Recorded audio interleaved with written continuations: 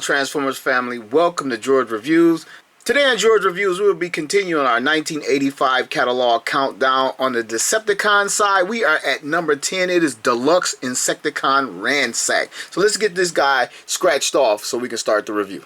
Here is our 1985 catalog, and like I said, we are at number 10. But let's take a look at this guy real quick.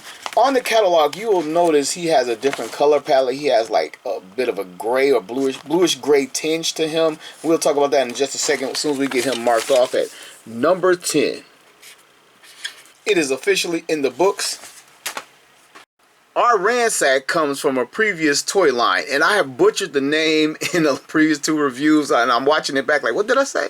But it's Takatoku Toys, T-A-K-A, sort of like Takara, and then you got T-O-K-U, Takatoku Toys.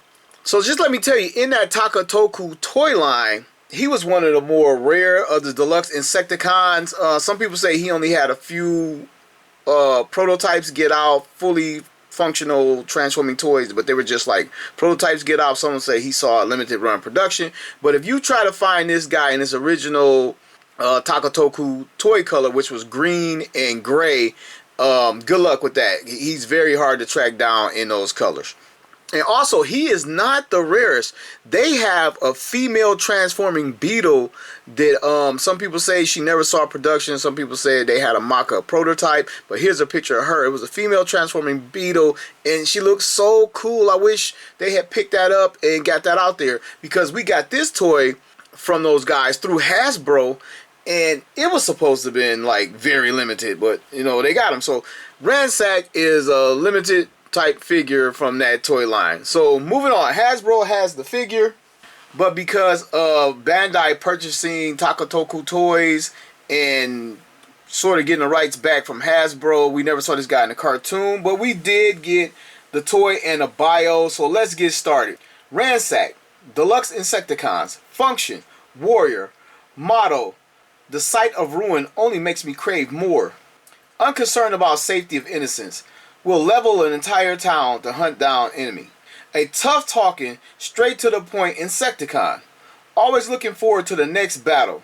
In Insecticon mode, leaps 200 feet at insect size. So apparently the bio tells you that these guys shrink down. 1.5 miles normal size. Rear legs can shatter foot thick steel. Their vibrations from rubbing can crumble a brick wall. Antenna shoots 80 kilovolts of electricity. Carries concussion blaster gun in robot mode. No mention of the shield. His technical readout is as follows. His strength is an 8. His intelligence is a 5. His speed is a 3. His endurance is an 8. His rank is a 5. His courage is a 9. His firepower is a 9. His skill level is a 5. You probably guessed it by now, I don't have the actual box or vintage tech spec for this guy. Otherwise, I would have been reading and showing you the box by this point in the review. And I do not have the Generation 1 booklet. I've never really loved these guys enough to go and complete that stuff. But what I do have for this one is a complete figure. And this complete figure is based on a species of grasshopper, the locust. So we're going to get this guy off the turntable and see how much he resembles an actual locust. Alright, so Ransack doesn't really resemble a true life locust. Kind of just look like a regular old grasshopper, because the locust eyes are more elongated or oblong or oval shaped or whatnot. Then the head kind of, I don't know, doesn't kind of resemble it. The back legs do. I don't know about these legs either. This isn't pulling it off. I think this is just enough to get him to stand up and function when he's transformed. These legs can move in and out like this. They are on a ball joint, a die-cast ball joint in here, if you can see it, which gives him a lot of articulation right here at, what are these, hips, insect hips. And he has articulation at the reverse jointed knee and at the back foot on both legs, so they can move in and out and up and down. A lot of articulation here, but his front insect legs don't function independently. They're just on one hinge that kind of functions with the transformation back and forth.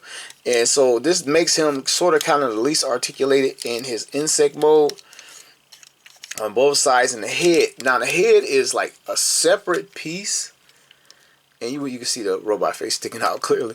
But you would think with this line in here that the head actually articulates, but it does not, as far as I know, and I don't want to break it. But no articulation there, which is kind of disappointing because you kind of want to make them rock side to side.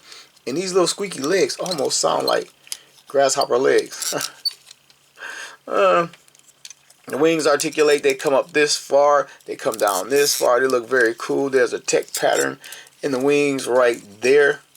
And so this is his locust mode, and I don't know how much I mean, it looks like an insect clearly, but just a straight up locust. If somebody asks me, like, it's a grasshopper, you know, even though a locust is a species of grasshopper, but this is a grasshopper, cartoon looking grasshopper. But still, he looks cool. He looks cool. It functions well enough, I guess. So now to get this guy transformed, let me see. The first thing I need to do is, I think, straighten out the legs. And rotate this out of the way. Only done this a couple times, like I said. So let's see. Trying to remember. Alright, rotate the leg down right here, and we gotta bring the foot out. Alright, it's coming back to me a little bit. Bring the foot out, and these things are so fiddly. And you bring down the insect leg and kind of create a stabilizer back here. Come over here. Rotate this down, you know, forgot already, take the foot out, stabilizer back there. I don't know. Okay, we're going to rotate these insect legs out of the way and then bring this chest part around. This part is really fiddly. I want to break these off right here, bring these to the front. Then we pop the arms out the side, do a little bit of automorphing. The hands pop out for us, they're spring loaded. Like that. Then they extend. One extends easier than the other one right there. I bring these down to the side. Now we collapse this thorax part right there. Again, get these arms up. These arms are a pain. Like that. Try to get them clear to the sides. They don't rotate forward. Bring the legs up, the hips up here. And they don't lock. They just kind of hang out on friction. And rotate these back. I don't know if the antenna rotate around at this point. I'm just going to leave them down and bring the wings down. I don't know if you can go up or down. Bring them down for now. And here is Ransack all transformed. Alright, let's bring him closer. Take a look at his face first and foremost. He has a red visor. And something I learned transforming this guy, moving around, the eyes in the insect mode are a separate plastic piece. But the visor is painted red, sort of closely matching. He has a little bit of red paint right there. Not a whole lot going on with this guy. Again, he's missing the stickers. Same insect legs. The front legs are hollowed out. You can clearly see this guy turns into some type of insect because you got like this little piece right here and the legs and the bug antenna hanging off. You actually know what he's going to do eventually.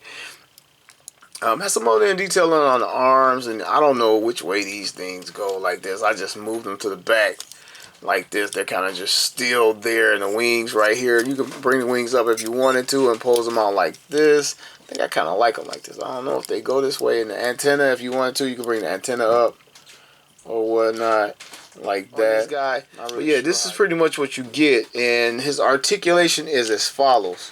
The head will not move, even though it looks like it's designed to move. It does not. The arms only come up to the sides like this, and this is it. This is a shame. And then they have the nerve to spring load the hands. They give us that, but no forward articulation. Forward articulation in this guy would have been amazing.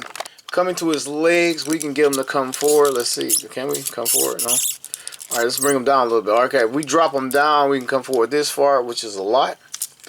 And I'm pretty sure we get the same thing to the back. Probably can get more out of it. He has a knee bend. Bam! And that's pretty darn cool. And pretty sure the other knee does the exact same thing. And the foot, does it rock? The transformation, does it? Okay, I think it folds back. Nope. But it can go back like that. And we got the insect foot giving them a stabilizer right there. So let's get that back up here. And man, you can just hear this guy squeak. Here he is. Let's get his weapons out here. Here's Ransack's concussion blaster. Nicely detailed molding on this thing. Some sort of clip back here. I don't know.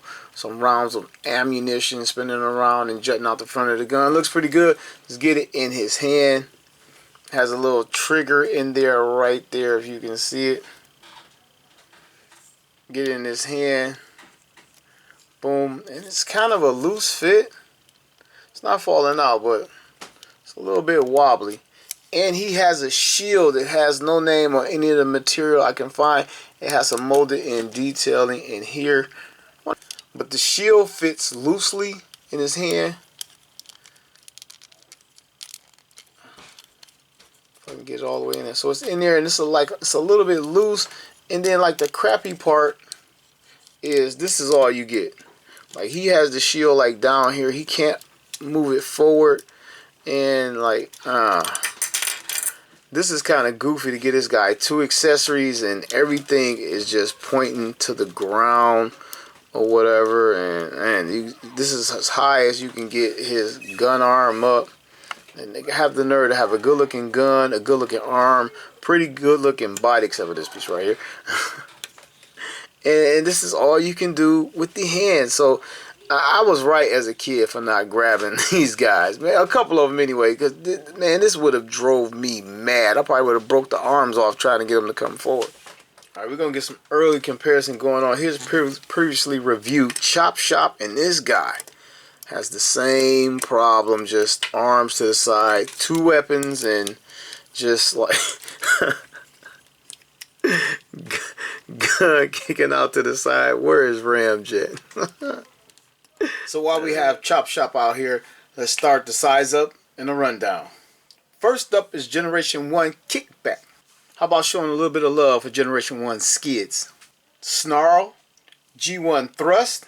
From the more modern Legacy line is Triple Changer Blitzwing, Eddie Brock Venom from Marvel Legends, and from the DC Multiverse McFarlane's The Flash.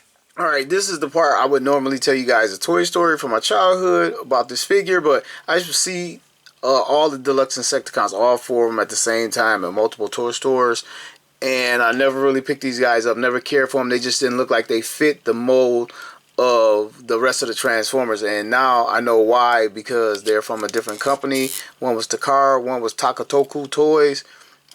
Similar but different. We got plastic, we got die cast, we got translucent parts. It's not a car, so there's no rubber to talk about, but they were different enough where I didn't try to pick these guys up.